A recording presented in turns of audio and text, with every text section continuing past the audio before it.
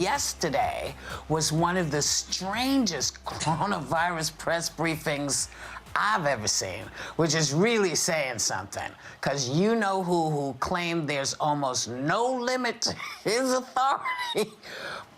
Apparently, other people did not feel the same way. Members of the media weren't buying it. Nobody was buying it. But take a look.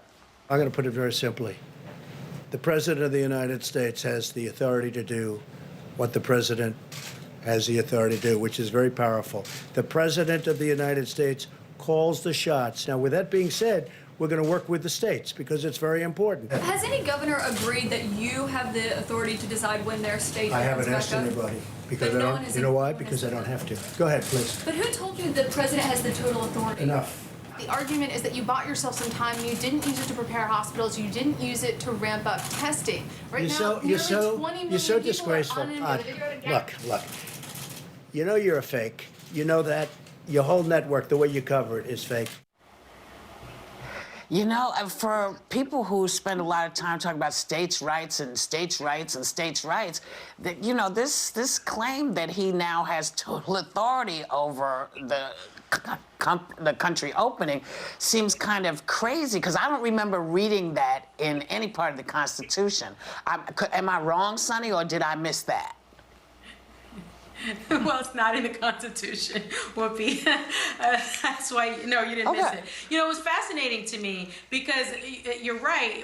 When you hear the argument about states' rights, that's usually is a Republican argument. It's usually this sort of limited federal government argument. And you hear it a lot from the Trump administration. You've heard it over and over and over again during this pandemic, right? You've heard the federal government saying, listen, this is not our job. This is a job for the states. We're just backup for the states. The government, the governors rather, should be taking the lead. And now all of a sudden you hear this president saying, I'm the one in charge, but not taking responsibility for the lackluster response from the federal government, and which in my view has cost American lives. And so the government, the president actually does not have this total authority that he's talking about.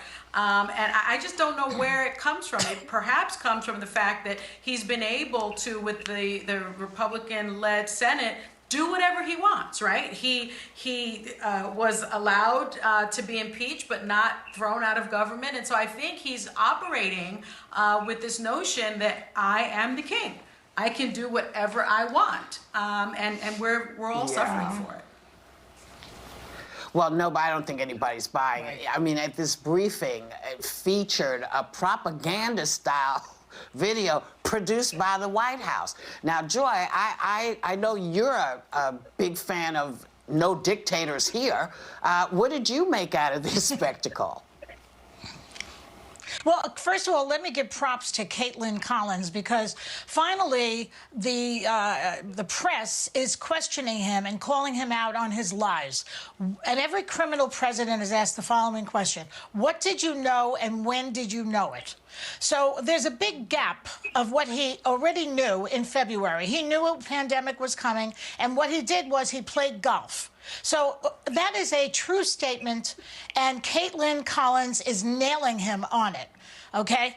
And I think that going forward, all of these reporters, every time he lies, they should take out a whistle and blow a whistle so that they would be the country's real whistleblowers, or else somebody in the corner should have a Pinocchio with a nose growing. We must be told about the lies because they're continuous. And I've always maintained that this is the worst thing about this presidency, is his lying, because that is what really creates dictatorships.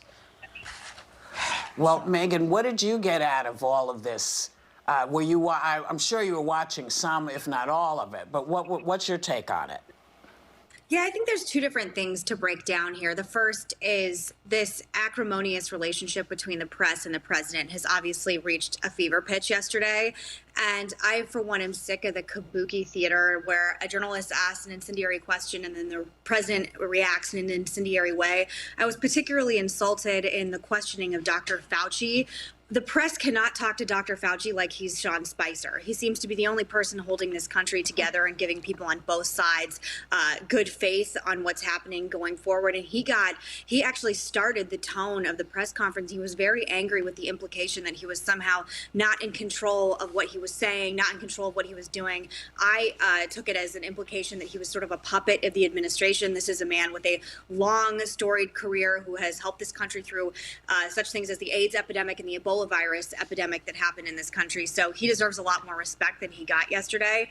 I can never apologize or be okay with President Trump's behavior, but I also think the press needs to understand right now that people are scared, and we really should try and make this as civil as possible on both ends. And I actually didn't like what a lot of the press was doing. And I also think it's interesting that I believe last Monday on this very show, I said, I'm worried about government overreach. I'm worried about President Trump's tendency to have draconian, measures that he could possibly put in place, because I, as a lifelong conservative, am always wary and always skeptical of our civil liberties being impeached. And I think that in this moment, we're looking at the possibility that President Trump, as you said earlier, Sonny, that he does have this tendency to think of himself as a king rather than a president. And I think it's something that should be alarming. And it's why we should always be keeping our government in check. Because if you like having a president like President Obama that has ultimate authority just because you like him, ultimately another president will come along